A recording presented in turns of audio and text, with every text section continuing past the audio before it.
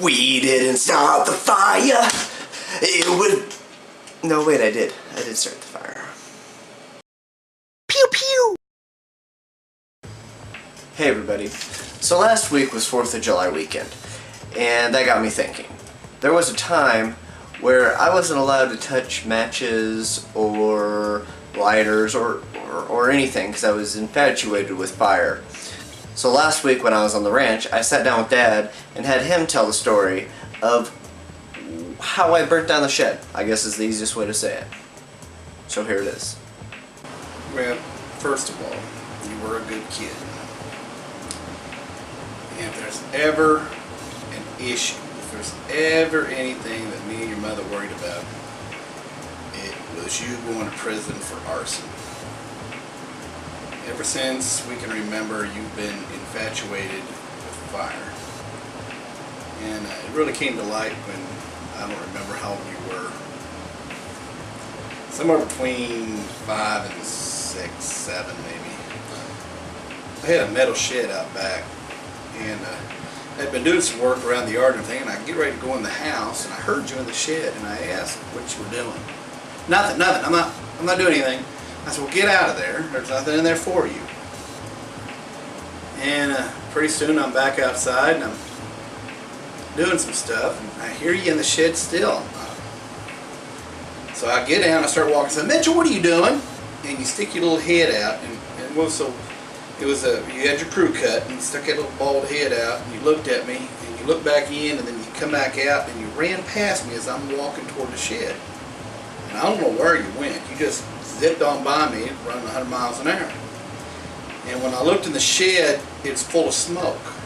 And I can see where there's sticks been on fire. There's been a lighter lit.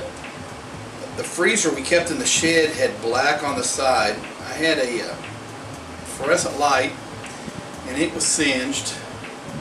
The floor was still smoking where you burn it. What you had was a candle. And you were melting wax. You were lighting sticks on fire in this shed. And so I walked to the house, because it didn't look like it was going to be nothing major, and put the fires out, and it started smoking really bad. And I opened the back door and I yelled for your mother. She says, what do you want? I'm busy. And I says, no, I need you to come here. She says, what do you want? I'm busy. I says, Mitchell just set the shed on fire.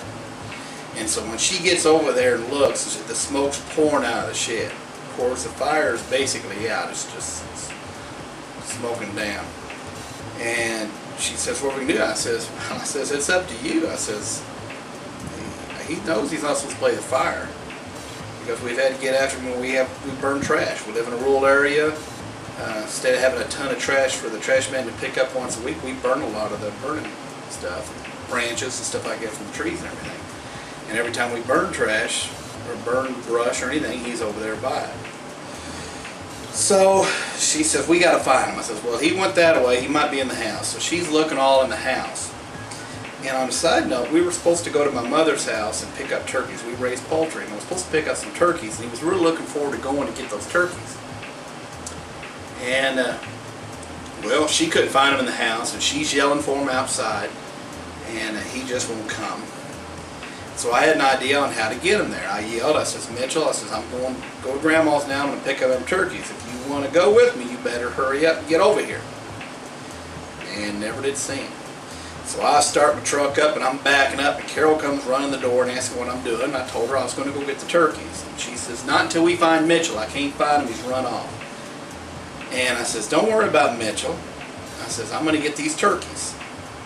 And I back up a little bit more, and out of a rear view mirror across the street, across the road, behind some bushes, I see that little bald head poke up. So I stopped the truck, put her back and forward, pulled back in the driveway, and I says, I found him. And she said, where? And I says, he's across the street behind them bushes. And so Carol goes out to the front yard and say, Mitchell, get here, get over here now. Mitchell raises up behind the bush and says, no, you're going to paint me. And she says, you bet we are. Says, you get over here now, we told you not to play a fire. No, you're going to paint me. And so she goes stomping across the front yard, gets to the edge of the road. You spring up to all your up on your feet, you turn around, you start running. Carol starts walking towards you, and she's headed toward, you're headed toward Monroe County. You're headed dead east. And she's walking right through that high weeds and everything after you. You're doing pretty good, but you veer to the left. And then you come to a fence, and then you veer to the left again. And I'm standing on the front deck watching, and you go across the, it was Mom's coming here, you go here, she goes this way, you go this way, and she's coming back. And you cross the road, and I look, and I watch you, you're running toward the back, and Carol's exhausted. She's madder than a hornet. She's mad at me because I didn't chase after you. And she says, do something with him. I says, okay. So I get down from the deck, and I'm walking around back. He returned to the scene of the crime. There he is in the shed. And I says, Mitchell, you know you're not supposed to play the fire. He says, don't paint me. So on the way out there, I found a switch, a little stick, tore all the leaves off of it, and it was green. And I had it, and I says, I'm going to give you 6 swats. And you bawling, don't paint me, please, don't paint me. And I grabbed your hands, and it looked like a water skier. You had your feet out, and I'm pulling you. And you're screaming and hollering the whole way, and I get you out of the shed, and I says, I gotta spank you, Mitchell. We told you not to play the fire. You could have hurt yourself and burned down the shed. And you said, no, don't pay me. Please don't pay me. Don't pay me. I'll do anything. Just don't pay me. Do anything. I says, okay, Mitchell. I won't spank you, but we're going to take some of your toys. We're going to throw them away. Oh, Dad, no, don't throw my toys away. Don't do anything. Don't throw my toys away. Don't throw my toys away. I says, all right, it's one or the other. Well, no, I don't want that. So I went ahead, I pulled you out, and I raised that switch up. And before I could bring it down, you fall to the ground like somebody had shot you, and you start screaming. I hadn't even touched you yet. By this time, it's getting comical. Your mom's mad, but she's laughing the way you're acting. So I roll you over, and I did. I gave you 6 pretty good swats. And you rolled over and said, keep breathing. And I put my hand on your chest. I says, shut up and breathe. I says, you're done. I don't want to see you play with any more matches. Well, that didn't go very far because he's been playing with matches ever since. But we are thankful he's never been put in jail for arson. I just remember you trying to hit me with the switch and saying, your name's Toby, boy. That's the story on you and your pyromaniac tendencies. There you have it. Thanks for watching.